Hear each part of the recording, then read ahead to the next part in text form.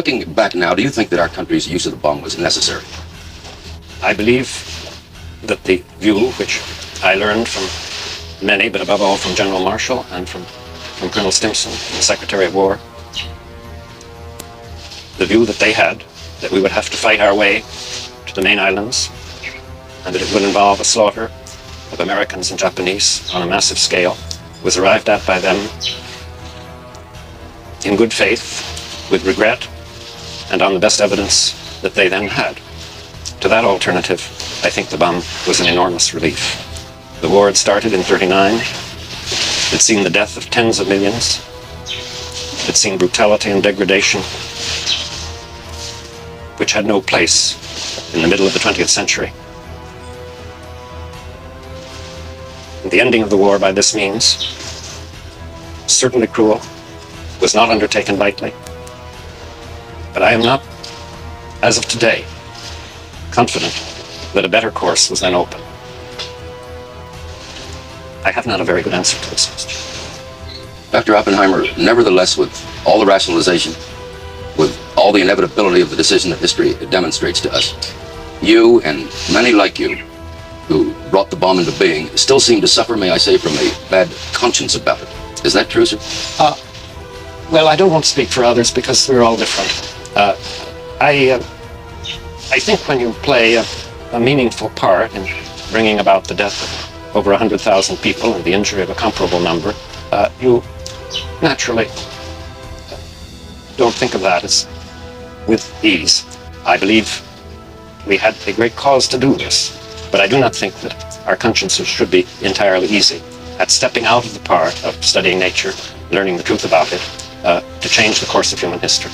Long ago I said once that in a crude sense, which no vulgarity and no humor could quite erase, the physicists had known sin.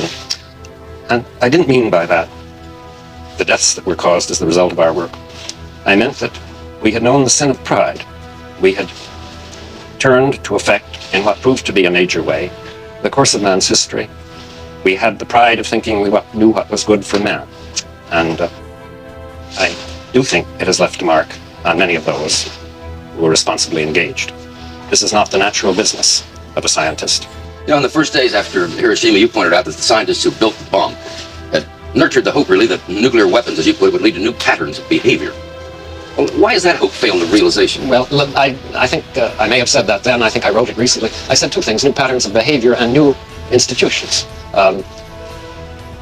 I think that when you remember the manifest causes of conflict between the Soviet Union and the United States, which have bedeviled us for 20 years, and which are by no means in any conventional sense solved, when you remember the ideological ferocity that animated the post-war communists and that we see now in the Chinese in unmuted form, you think of the anti-communist ferocity with which we met this, the notion that there is a telephone communication between the White House and the Kremlin to make sure that there are no misunderstandings is a damn new pattern of behavior.